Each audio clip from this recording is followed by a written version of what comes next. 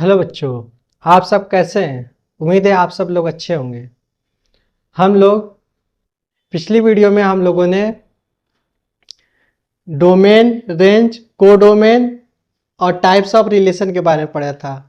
Types of relation में भी हम लोगों ने identity relation, universal relation, symmetry relation, reflexive relation, transitive relation और इक्विवेलेंस रिलेशन यहाँ तक पढ़ चुके थे। ठीक है, इक्विवेलेंस रिलेशन लास्ट टॉपिक था जिसमें हमने आपको बताया था a relation is reflexive, symmetry and transitive is called equivalence relation. Means अगर कोई रिलेशन रिफ्लेक्सिव है, सिमेट्री है और ट्रांजिटिव है तो हम उसे क्या कहेंगे, इक्विवेलेंस रिलेशन कहेंगे ना।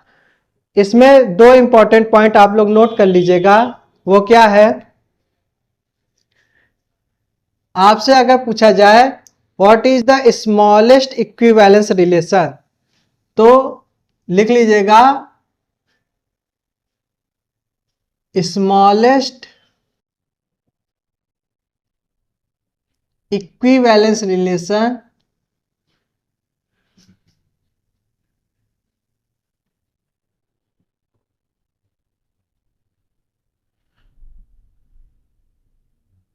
Is identity relation.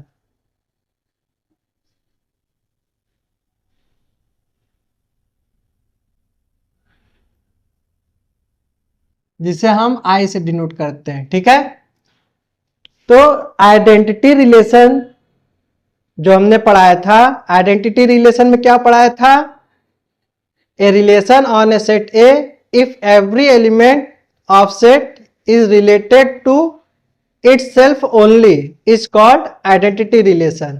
मीन्स किसी सेट के एलिमेंट का रिलेशन अगर उसी एलिमेंट से हो तो वो आइडेंटिटी रिलेशन होता है। ठीक है, और यही आइडेंटिटी रिलेशन सबसे स्मॉलेस्ट इक्विवेलेंस रिलेशन बनाता है। ठीक है, इससे पहले हमने आपको बताया था empty relation is A smallest relation. वहां सिर्फ रिलेशन के बारे में बताया गया था कि स्मॉलेस्ट रिलेशन कौन सा होता है, तो एम्प्टी रिलेशन होता है।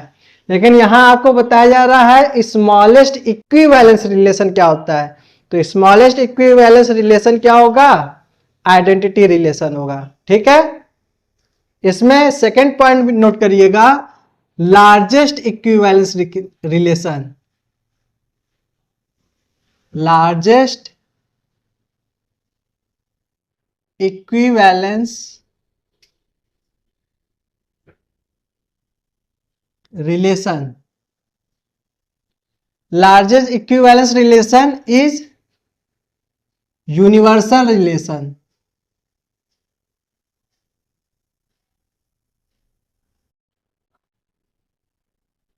ना आर, इसको हम लोग कार्टेशियन प्रोडक्ट ऑफ ए भी कह सकते हैं, क्योंकि हमने आपको वहां पर बताया था कि सबसे लार्जेस्ट रिलेशन कौन सा होता है, तो यूनिवर्सल रिलेशन होता है।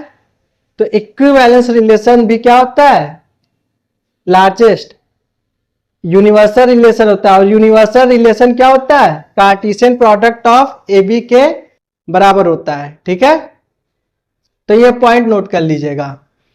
अब इस इक्विवेलेंस रिलेशन में हम लोग एक एग्जांपल करेंगे। ठीक है, तो एग्जांपल नोट करिएगा, a set A have element 1 2 3 4 5 6 7 and 8। ठीक, मान लिया एक सेट है जिसमें क्या एलिमेंट है, 1 2 3 4 5 6 7 8 है। इस सेट पर हम एक रिलेशन डिफाइन कर रहे हैं। Relation is a set of ordered pair of A B such that a minus B equal to even. ठीक, for every A B belongs in set A. ठीक है, मीन्स हमने यहाँ पर एक रिलेशन डिफाइन किया है, इसमें ऐसे ऑर्डर्ड पेयर आएंगे जिनमें से a माइनस बी अगर हम करें तो हमको क्या मिलना चाहिए, इवन नंबर मिलना चाहिए। तो हमको क्या मिलेगा, रिलेशन मिल जाएगा ऑन सेट ए। अब यहां आपसे पूछा जा रहा है इज आर इक्विवेलेंस रिलेशन।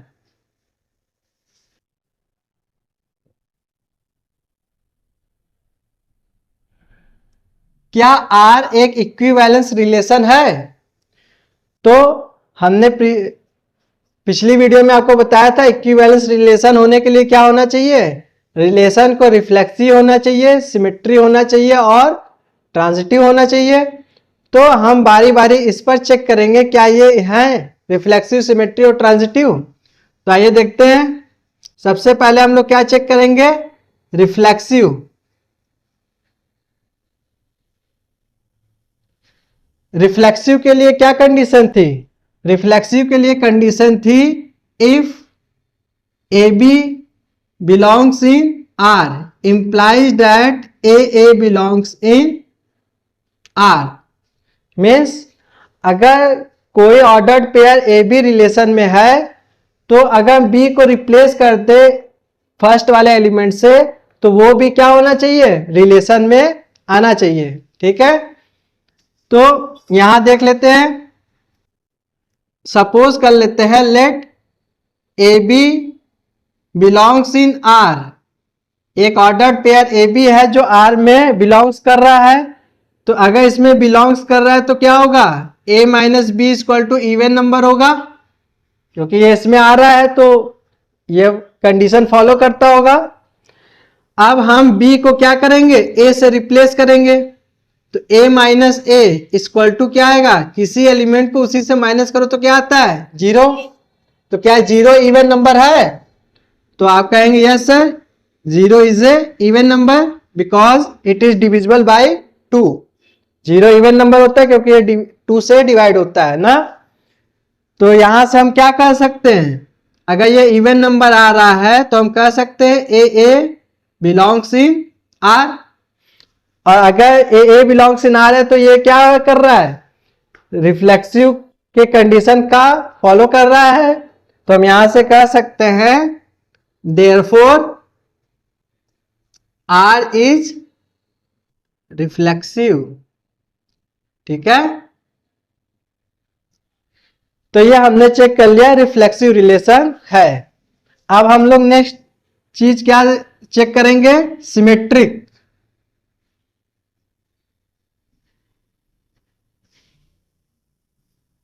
क्या ये रिलेशन सिमेट्रिक रिलेशन है? तो सिमेट्रिक के लिए क्या कंडीशन थी, याद है? देखिए हम बता रहे हैं, if small a B belongs in R implies that BA belongs in R। Means अगर ordered pair AB belongs in R है तो इसका इंटरचेंज B टू A भी बिलोंग्स होना चाहिए रिलेशन R में।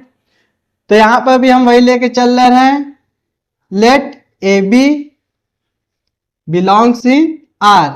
अगर ordered pair AB belongs in R है तो ये इस कंडीशन को फॉलो करेगी, means a minus B equal to even आएगा, है कि नहीं।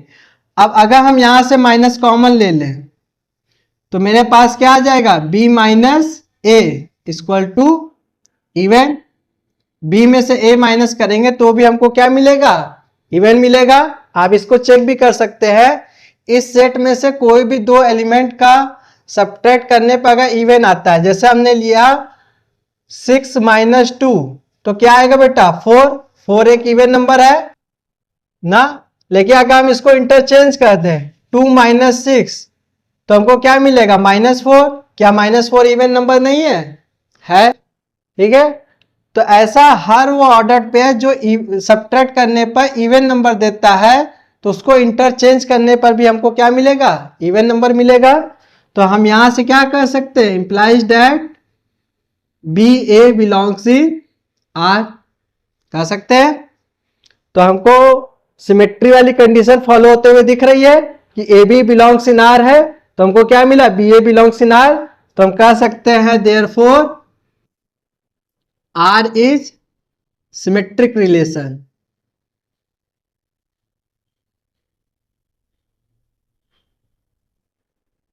ठीक।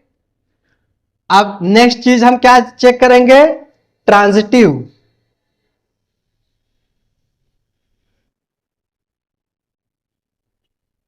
क्या ये रिलेशन ट्रांजिटिव है? तो ट्रांजिटिव के लिए क्या कंडीशन थी, ट्रांजिटिव के लिए कंडीशन थी if A B and B C belongs in R implies that AC belongs in R। ठीक है, मीन्स अगर दो ordered pair A B B C belongs in R कर रहे जिसमें बी कॉमन है, तो ए सी भी उसमें बिलोंग्स करना चाहिए। मतलब फर्स्ट ऑर्डर पेयर का फर्स्ट एलिमेंट और सेकेंड ऑर्डर पेयर का सेकेंड एलिमेंट का ऑर्डर पेयर बनाए तो वो भी क्या होना चाहिए, रिलेशन में होना चाहिए। तो यहां पर भी हम वही लेके चल रहे हैं, let A B and B C belongs in R. Relation R में ये दो ऑर्डर पेयर है, तो इसका क्या मतलब होगा, a minus B equal to even and b minus C equal to even, दोनों ही इवन आएंगे, है कि नहीं। अब हम अगर इसको ऐड कर दें, दोनों इक्वेशन को क्या कर दे, ऐड कर दे, तो हमको क्या मिलेगा, a minus b plus b minus C equal to even plus even. ठीक है, लेफ्ट हैंड साइड को लेफ्ट हैंड साइड से ऐड करेंगे और राइट हैंड साइड को राइट हैंड साइड से ऐड करेंगे। तो यहां देखिए हमको क्या मिल रहा है, b माइनस में b प्लस में कैंसल आउट हो जाएगा, हमको मिलेगा a minus C equal to even plus even. दो इवन नंबर को ऐड करते हैं तो हमको क्या मिलता है, इवन ही मिलता है कि नहीं। आप कोई भी दो इवन नंबर को ऐड करके देख लीजिए, जैसे 2 प्लस 4 किया तो हमको 6 मिला, और 4 प्लस 6 किया तो हमको 10 मिला। अगर हम इन दोनों को भी ऐड कर दें तो हमको क्या मिलेगा, 16। क्या 16 इवन नंबर नहीं है, 16 भी इवन नंबर है। ठीक है, तो वही चीज यहां लिखा है, किसी भी दो इवन नंबर को ऐड करिए तो हमेशा क्या मिलता है, इवन ही मिलता है। ठीक है, तो यहां से हम क्या कह सकते हैं, अगर a minus C equal to even आ गया तो हम कह सकते हैं ordered pair a c belongs in relation R. तो क्या ये कंडीशन फॉलो कर रही है, तो आप देख सकते हैं कर रही है। हमने लेके चला था a B B C belongs in R, हमको क्या मिला, a c belongs in R, therefore R is transitive. ठीक है, अब यहां से देखिए आर रिफ्लेक्सिव भी है, आर सिमेट्री भी है और आर ट्रांजिटिव भी है। तो हम यहां से कह सकते हैं hence R is equivalence relation.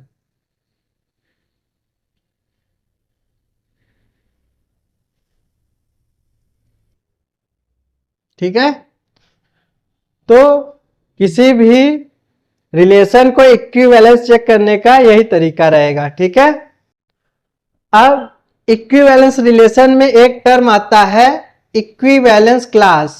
ठीक है, तो इक्विवेलेंस क्लास क्या होता है उसे भी हम लोग यहां पर समझ लेते हैं। ठीक है, आइए देखते हैं।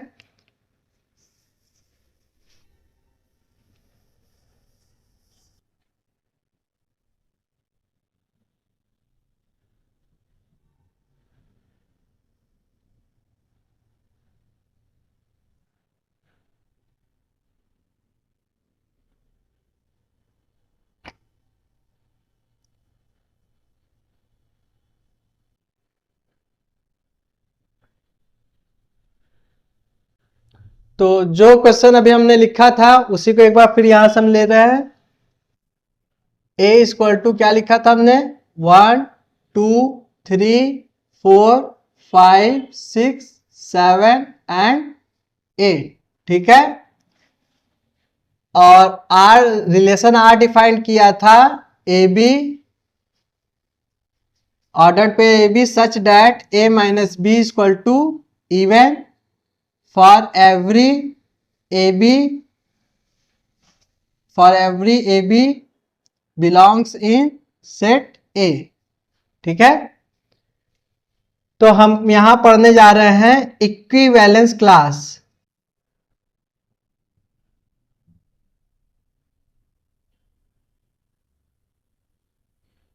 इक्विवेलेंस रिलेशन पढ़ा है, अब हम लोग इक्विवेलेंस क्लास, इसी का टर्म है। जब भी कोई रिलेशन इक्विवेलेंस रिलेशन होता है तो हम उसमें इक्विवेलेंस क्लास निकाल सकते हैं, ठीक है। अब होता क्या है, पहले इस चीज को हम समझ लेते हैं, उसके बाद डेफिनेशन हम आपको बताएंगे, ठीक है। देखिए इक्विवेलेंस क्लास क्या होता है। इक्विवेलेंस क्लास अगर हम सेट ए का निकालना चाहें तो ये किसी पर्टिकुलर एलिमेंट का हम निकालेंगे। जैसे इक्विवेलेंस क्लास ऑफ 1, एलिमेंट 1 का निकालना चाहते हैं तो इसमें कौन कौन से एलिमेंट आएंगे, तो कह रहे हैं 1 के साथ जिन एलिमेंट का रिलेशन बनेगा, इस कंडीशन को फॉलो करते हुए वो सारे एलिमेंट इक्विवेलेंस क्लास ऑफ 1 होंगे। ध्यान से मेरी बात समझिएगा एक बार फिर से। हम लिख रहे हैं इक्विवेलेंस क्लास ऑफ 1, ठीक है। तो 1 का जिन जिन एलिमेंट के साथ ये रिलेशन बनेगा, मींस a माइनस बी करने पर इवन आएगा, वो एलिमेंट इस इक्विवेलेंस क्लास में आएंगे। तो सबसे पहला एलिमेंट तो 1 ही होगा, क्योंकि 1 में से 1 माइनस करेंगे तो 0 मिलेगा। तो 0 क्या इवन नंबर, तो हम कह सकते हैं फर्स्ट एलिमेंट इसका हो गया 1। अब 1 को किसके साथ माइनस करने पर हमको इवन मिलेगा, तो यहां देखिए 1 को अगर हम 3 के साथ माइनस करें तो क्या होगा, इवन मिलेगा 2, ठीक है। तो यहां पे 3 आएगा। अब 1 को किसके साथ माइनस करें कि इवन मिलेगा, तो 1 को अगर 5 से माइनस करें तो हमको क्या मिलेगा 4, तो 4 भी एक इवन नंबर है, तो यहां आ जाएगा आपका 5, ठीक है। बात समझ रहे हैं, मीन्स सेट ए के वे एलिमेंट लेने हैं जो 1 के साथ ये वाला रिलेशन बना रहे हैं, ठीक है। अब 1 को अगर हम 7 के साथ माइनस करेंगे तो हमको 6 मिलेगा, और 6 क्या होगा इवन नंबर, तो यहां 7 आएगा। फिर इसी तरह 1 को हम नहीं, बस ठीक है। तो इसमें इतने ही एलिमेंट आएंगे 1 3 5 और 7, ठीक। अब यहां अगर हम 2 से स्टार्ट करें, इक्विवेलेंस क्लास ऑफ 2, तो हमको क्या मिलेगा, इसका मतलब इसमें वो एलिमेंट आएंगे जो 2 के साथ रिलेशन बना रहे होंगे, मीन्स 2 को माइनस करने पर हमको इवन मिलना चाहिए। तो 2 को अगर हम 2 से माइनस करेंगे तो हमको 0 मिलेगा, और 0 एक इवन नंबर है, तो हम यहां कह सकते हैं इसका फर्स्ट एलिमेंट क्या आएगा 2। अब 2 को अगर हम 4 के साथ माइनस करें तो हमको मिलेगा 2, 2 इवन नंबर है इसलिए इसमें क्या आएगा 4 भी आएगा। 2 को 6 के साथ माइनस करेंगे तो हमको 4 मिलेगा, वो भी इवन नंबर है, तो ये भी आएगा 6। 2 को हम 8 के साथ माइनस करेंगे तो हमको 6 मिलेगा, 6 एक इवन नंबर है इसलिए 8 भी इसमें आ जाएगा, ठीक है। तो ये बन गया इक्विवेलेंस क्लास ऑफ 2, ठीक है। इसी तरह अब आप समझ गए होंगे, अगर हम 3 का लिखें तो 3 को किस किस एलिमेंट के साथ माइनस करने पर हमको इवन नंबर मिलेगा।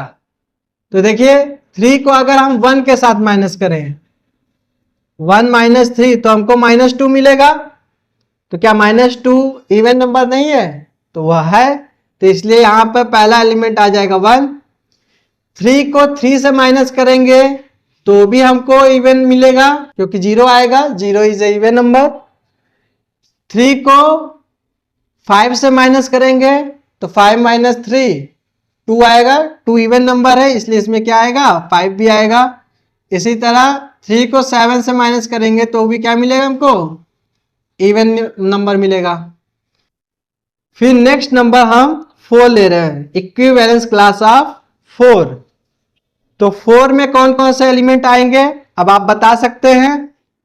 4 को किस एलिमेंट के साथ माइनस करने पर इवन मिल रहा है, तो अगर हम 2 के साथ 4 को माइनस करें तो हमको -2 मिलेगा, ये एक इवन नंबर है तो इसमें पहला एलिमेंट आ जाएगा 2। 4 को 4 से माइनस करेंगे तो भी हमको मिलेगा, 4 को 6 से माइनस करेंगे तो भी इवन मिलेगा, 4 को 8 के साथ माइनस करेंगे तो भी इवन मिलेगा। सेम प्रोसेस 5 के साथ भी करेंगे। 1 से 5 को माइनस करेंगे तो इवन मिलेगा, देखिए 1 माइनस 5 क्या मिलेगा -4, 4 इज ए इवन नंबर। 3 को 5 से माइनस करेंगे तो भी इवन नंबर मिलेगा, 5 को 5 से माइनस करेंगे तो भी इवन नंबर मिलेगा, 7 को 5 से माइनस करेंगे तो भी इवन नंबर मिलेगा। सेम प्रोसेस 6 के साथ होगा। 6 के साथ कौन कौन से एलिमेंट आ जाएंगे, तो यहाँ 2 आएगा, 2 को 6 से माइनस करेंगे तो 4 आएगा तो इवन नंबर है। 4 माइनस करेंगे 6 से तो 2 आएगा, वो भी इवन नंबर है। 6 को 6 से माइनस करेंगे इवन नंबर आएगा, 6 को 8 से माइनस करेंगे तो भी इवन नंबर आएगा। इसी तरह इक्विवेलेंस क्लास ऑफ 7, ये क्या आएगा, इसको 7 में से किसको किसको माइनस करने पर इवन मिलेगा, तो 1 3 5 7। फिर 8, इक्विवेलेंस क्लास ऑफ 8 क्या आएगा, तो यहां से आ जाएगा 2 4 6 8। ठीक है, तो किसी भी एलिमेंट का इक्विवेलेंस क्लास इस तरह से हम निकाल सकते हैं। और याद रखिएगा किसी भी एलिमेंट के इक्विवेलेंस क्लास को इसी तरह से डिनोट करते हैं, स्क्वायर ब्रैकेट में उस एलिमेंट को लिखते हैं। ठीक है, अब यहां पर देखिए अगर आप इस चीज को ऑब्जर्व करेंगे तो आपको मिलेगा कि यहां पर जितने भी सेट लिखे गए हैं उसमें सिर्फ 2 सेट आए हैं, एक ये और एक ये, मीन्स 1 3 5 7 वाला सेट आया है और 2 4 6 8 वाला सेट आया है। यही बार बार रिपीट हुए, देखिए 1 3 5 7 2 4 6 8 1 3 5 7 2 4 6 8 1 3 5 7 2 4 6 8, है कि नहीं। तो अगर हम इन 2 सेट को अलग से A1 A2 कहें, इसको A1 और इसको A2, तो यहां से हमको क्या मिलेगा, A1 क्या है, किस किस एलिमेंट का सेट ये वाला है, तो 1 का है, और किसका सेट यही है 3 का, इक्विवेलेंस क्लास ऑफ 3, और किसका है बेटा 5, इक्विवेलेंस क्लास ऑफ 5, और किसका है इक्विवेलेंस क्लास ऑफ 7। देखिए इन सब का इक्विवेलेंस क्लास क्या है 1 3 5 7। ठीक, इसी तरह A2 क्या है, A2 ये वाला सेट है 2 4 6 8, किस किस एलिमेंट का इक्विवेलेंस क्लास है ये 2 4 6 8। इन सब का इक्विवेलेंस क्लास क्या है बेटा 2 4 6 8, है कि नहीं। तो यहां से हमको इक्विवेलेंस क्लास मिल गए जिसमें 2 डिफरेंट सेट है A1 A2। ठीक है, अब देखिए यहां पर कुछ इंपॉर्टेंट पॉइंट नोट कर लीजिएगा आप लोग, या पहले डेफिनेशन देख लीजिए। यहां पर definition,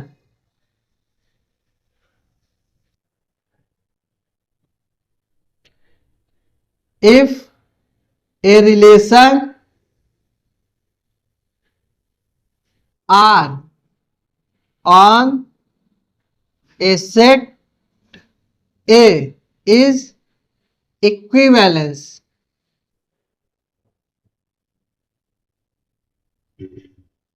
then equivalence class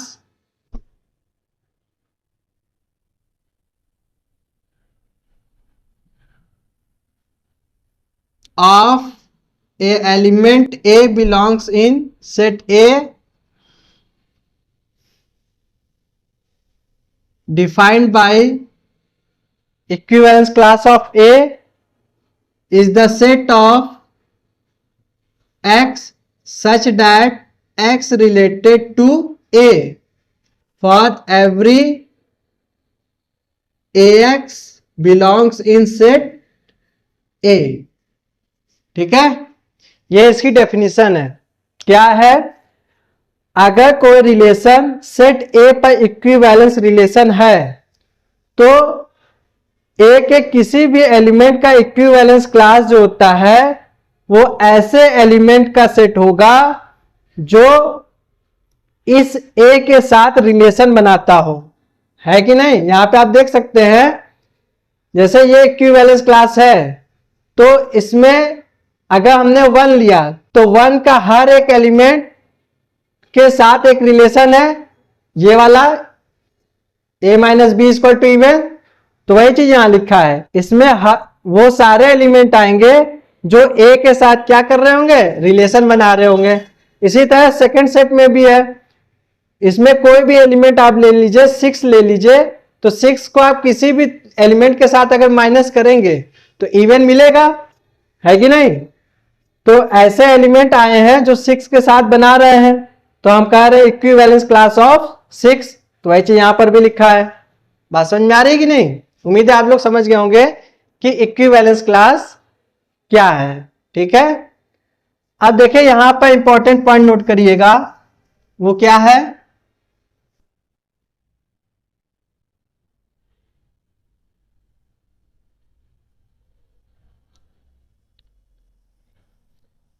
first point है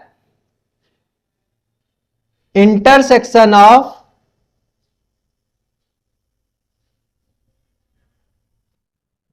different equivalence class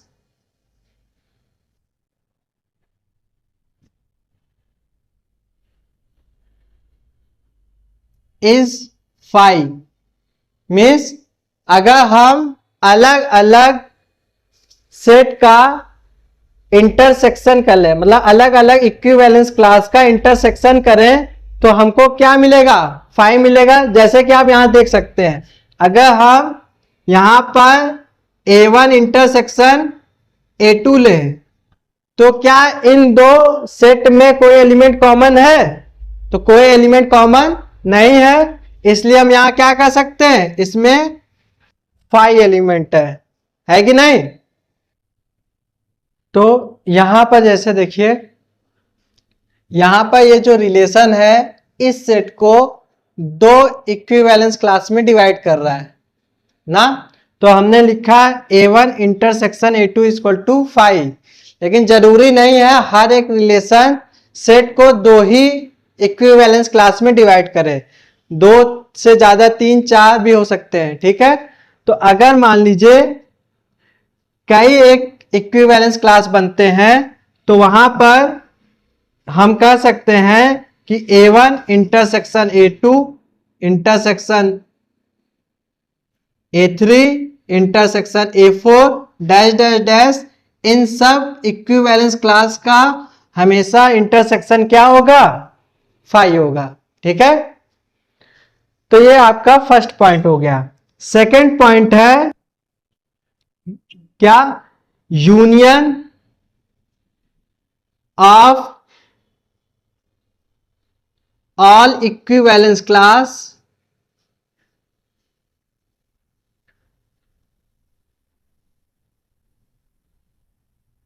is the given set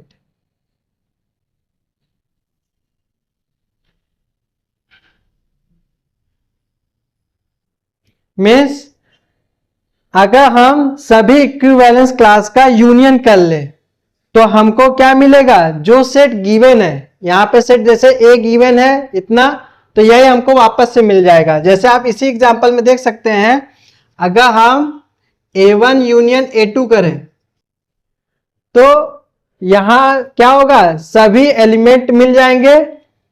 means क्या मिलेंगे, 1 2 3 4 5 6 7 8, है कि नहीं। और यही आपका क्या है, सेट ए है।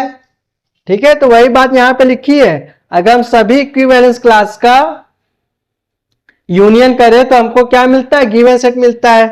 यहां दो इक्विवेलेंस क्लास थे इसलिए दो का यूनियन दिखाए हैं। अगर मान लीजिए दो से ज्यादा इक्विवेलेंस क्लास होता तो हम क्या लिखते, A1 union A2 union A3 union A4 up to dash dash, तो भी हमको क्या मिलता, ए ही मिलता।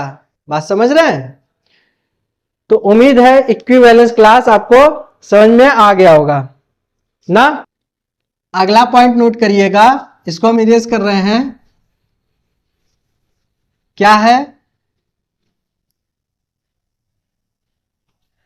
Any two element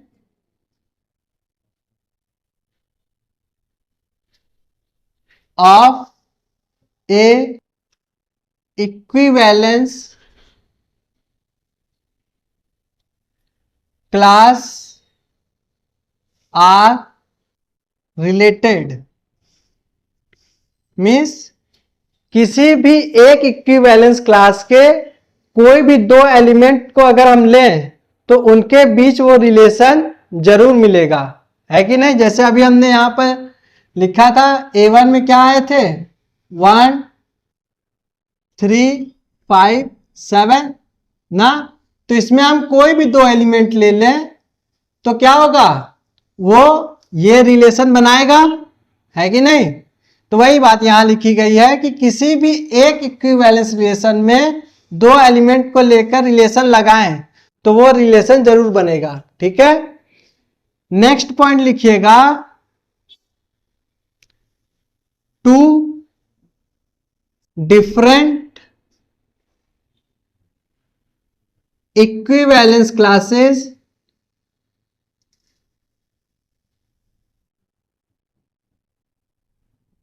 are mutually disjoint. Means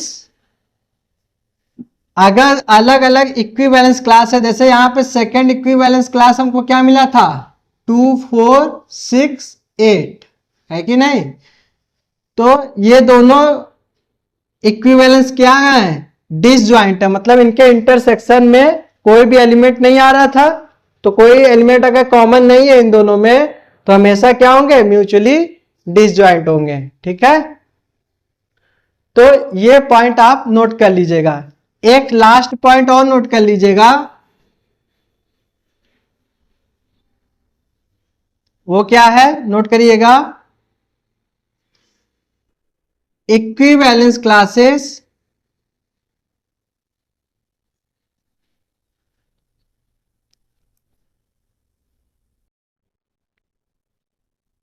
are subset of given set. ठीक है, मीन्स जो इक्विवेलेंस क्लास होता है वो दिए गए सेट का क्या होता है, सबसेट होता है। ठीक है, तो ये पांचों पॉइंट आप लोग जरूर नोट कर लीजिएगा, ये बहुत ही इंपॉर्टेंट पॉइंट है। ठीक है, अब नेक्स्ट टाइप रिलेशन हम पढ़ेंगे, एंटी सिमेट्रिक रिलेशन। ठीक है, ये कंप्लीट हो गया है। आइए अब हम लोग पढ़ते हैं एंटी सिमेट्रिक रिलेशन के बारे में।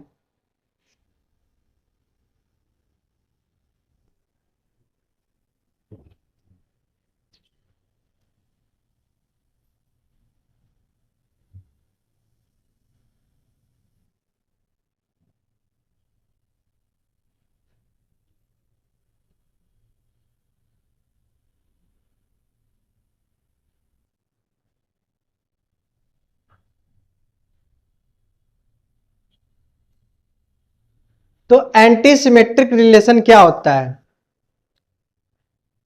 हमने एक चीज पढ़ा था, सिमेट्रिक रिलेशन। सिमेट्रिक रिलेशन में क्या कंडीशन थी? If A B belongs in R implies that B A belongs in R. ठीक है, तो हम इसका पढ़ रहे हैं एंटी सिमेट्रिक। मीन्स अगर A B belongs in R है तो B A belongs in R नहीं होना चाहिए। यही कहता है एंटी सिमेट्रिक रिलेशन। ठीक है, तो पहले इसकी डेफिनेशन लिख लेते हैं। A relation R on set A is called anti symmetric relation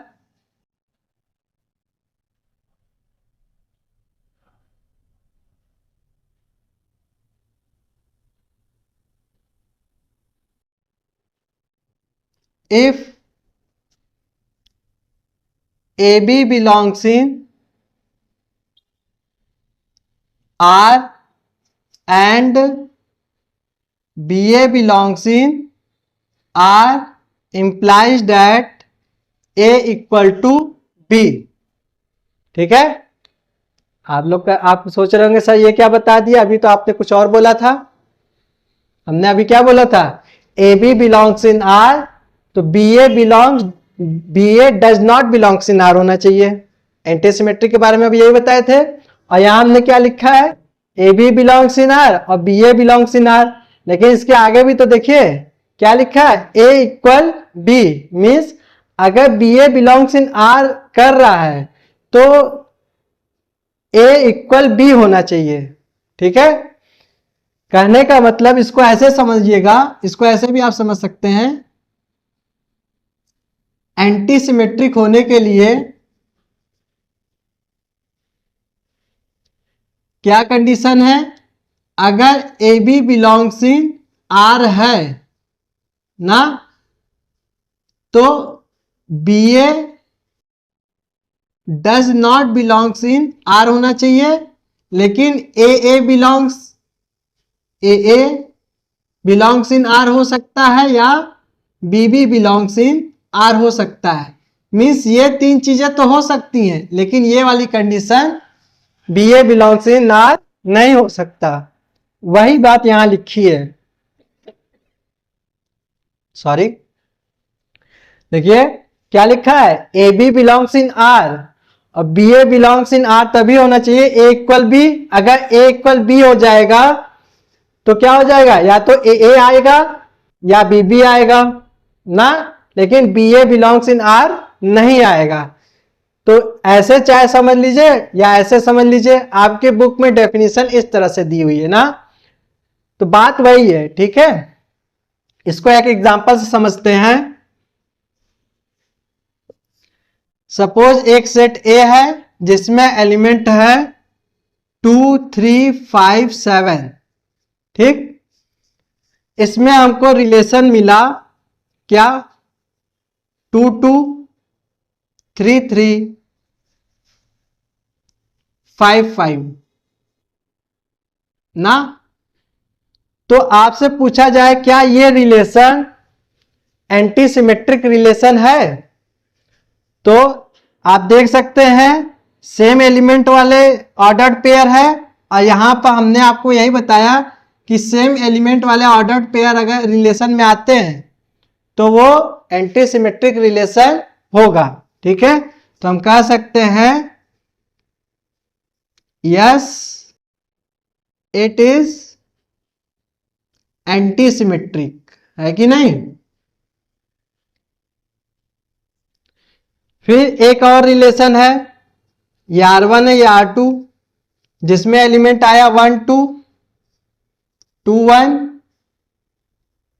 3 3, यहां 1 2 नहीं, 3 2 2 3 3 3 5 7। ठीक है, तो इसमें हर एक ऑर्डर्ड पेयर चेक करेंगे। ठीक है, जैसे हमने यहाँ चेक किया 3 2 है तो 2 3 नहीं होना चाहिए, लेकिन यहाँ पर 2 3 भी बिलोंग कर रहा है, इसलिए ये एंटी सिमेट्रिक रिलेशन नहीं है, क्योंकि ये कंडीशन आ गई ना कि A B belongs in R है तो बी ए भी आ गया इसमें, जबकि बी ए नहीं होना चाहिए था। ठीक है, तो हम कहेंगे no, it is not anti symmetric relation.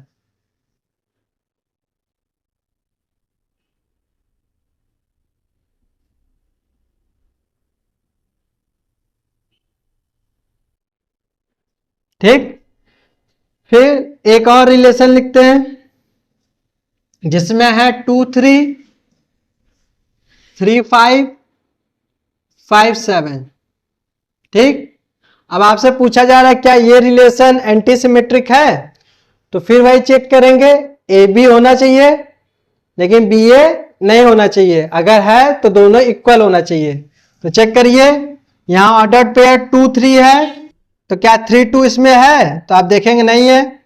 3 5 है, क्या 5 3 है, इसमें नहीं है। 5 7 है, क्या 7 5 है, तो वो भी नहीं है। तो हम कह सकते हैं yes it is anti symmetric relation. बात समझ में आ गई? तो ये हो गया आपका एंटी सिमेट्रिक रिलेशन। ठीक है, तो ये हो गया आपका anti symmetric relation. Next relation है इनवर्स रिलेशन। ये लास्ट रिलेशन है, इसे भी हम लोग देख लेते हैं।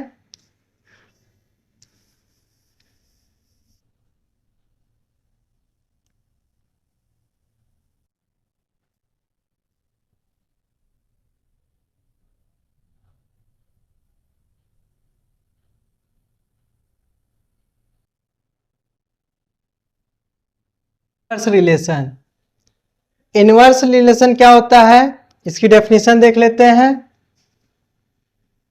If a relation R from A to B is defined bye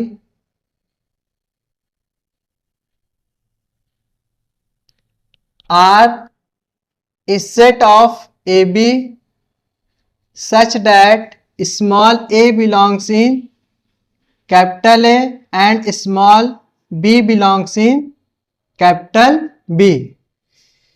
ये एक रिलेशन है जिसमें ऐसे ऑर्डर्ड पेयर है जिसमें फर्स्ट एलिमेंट सेट ए से होना चाहिए और सेकंड एलिमेंट सेट बी से होना चाहिए।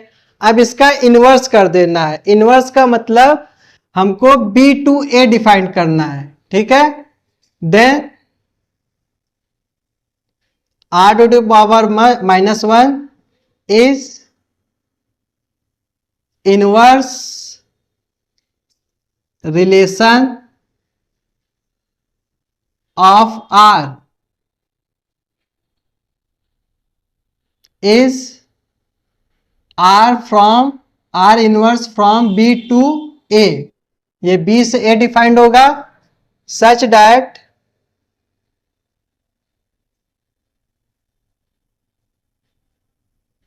R inverse is equal to set of BA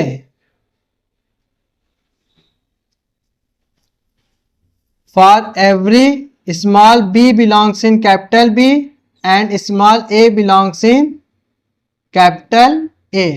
ठीक है, तो ये हो गया आपका आर इनवर्स।